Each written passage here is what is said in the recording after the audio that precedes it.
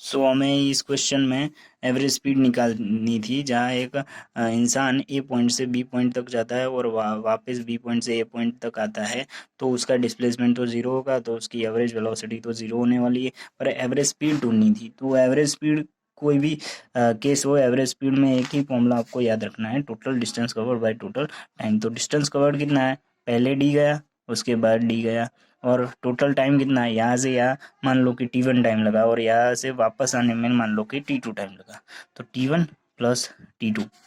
अब हमें T1 T2 के वैल्यू नहीं पता, तो D प्लस डी।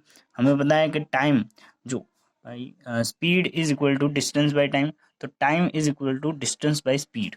तो you can say T1 is equal to D by V1 plus it is this is D by V2।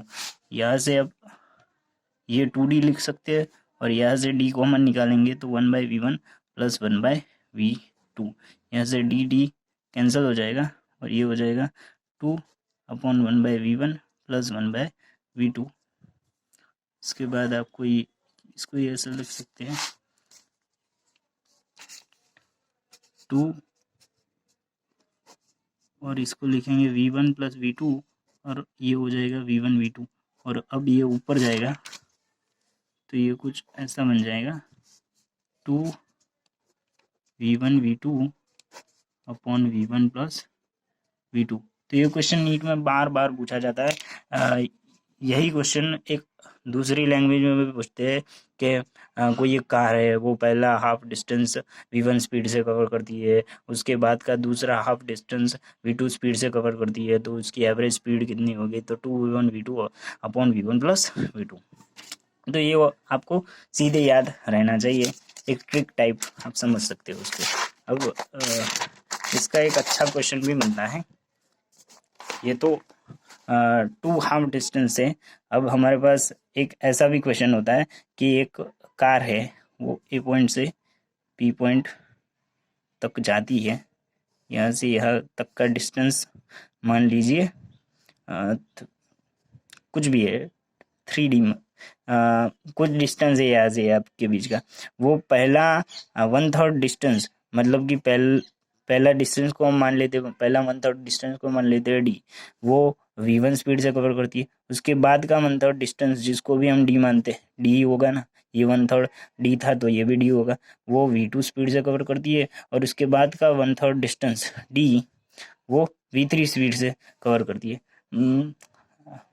या फिर आपको इसको ऐसे भी समझ सकते हैं कि ये टोटल डिस्टेंस D है, तो पहला 1/3 मतलब कि D/3, उसके बाद का सेकंड 1/3, और ये तीसरा 1/3, तो ये 1/3 distance V1 V2 V3 speed से कवर करती है। तो इसकी एवरेज स्पीड कितनी होगी, तो एवरेज स्पीड आप निकाल सकते हैं easily, D/3 plus total distance D/3 plus D/3 plus D/3, हमें पता है ये D होगा, अपॉन टोटल टाइम टेकन।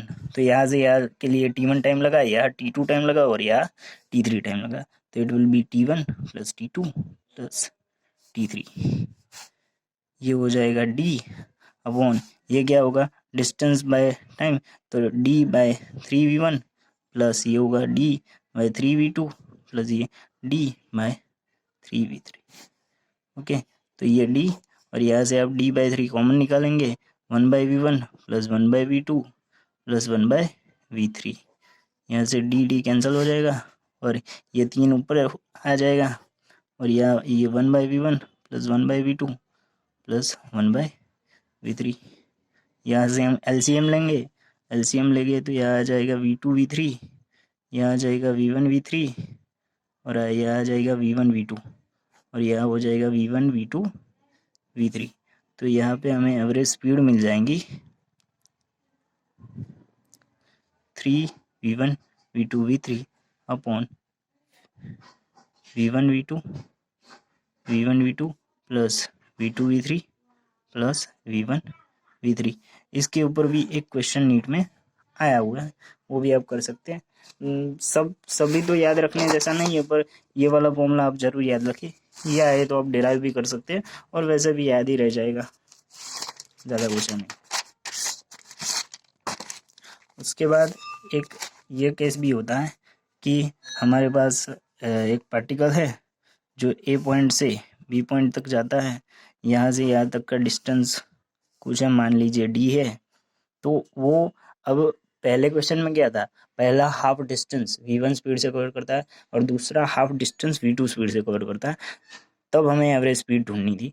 अब ऐसा कहता है कि यहाँ से यहाँ मान लीजिए कि 2 घंटे लगते हैं, तो पहला 1 घंटा v1 स्पीड से चलता है और दूसरा घंटा v2 स्पीड से चलता है। तो यहाँ पे पहला हाफ टाइम और दूसरा हाफ टाइम अलग अलग स्पीड से चलता है, वहाँ पे पहला हाफ डिस्टेंस और दूसरा हाफ डिस्टेंस अलग अलग स्पीड से था। तो यहाँ पे आप निकाल सकते हैं। तो पहला हाफ टाइम मतलब कि टोटल टाइम टी है, तो ये t/2 टाइम v1 स्पीड से चला और उसके बाद t/2 टाइम v2 स्पीड से चला। तो यह मान लीजिए कि d1 डिस्टेंस कवर किया और मान लीजिए यार d2 डिस्टेंस कवर किया, तो एवरेज स्पीड कितनी हो जाएगी, एवरेज स्पीड होगी total distance cover d1 + d2 upon time. तो टाइम टोटल टाइम यहाँ पे t/2 और t/2 मतलब कि t हो जाएगा। अब हमें d1 d2 की वैल्यू कुछ पता नहीं, तो हमें पता है कि distance is equals to speed into time, तो ये हो जाएगा v1t प्लस v1 और t/2 प्लस ये v1 v2 t/2 और ये t हो जाएगा। तो t कैंसिल हो जाएगा और ये हो जाएगा v1 + v2/2। जो सिंपल हम एवरेज निकालते हैं, ऐसा ही एवरेज यहाँ पे मिलता है। तो ये भी बड़ा कॉमन सा है, पूछा जाता है। ओके, उसके बाद नीट के जो प्रीवियस क्वेश्चन है वो मेनली सब इसी तरह के ही है, वो सभी इस तरह के ये फॉर्मूला ऊपर बेस्ड है सारे प्रीवियस क्वेश्चन। उसके बाद तो कुछ ओके, तो नेक्स्ट लेक्चर में मिलते हैं इंस्टेंटेनियस स्पीड और इंस्टेंटेनियस वेलोसिटी के साथ।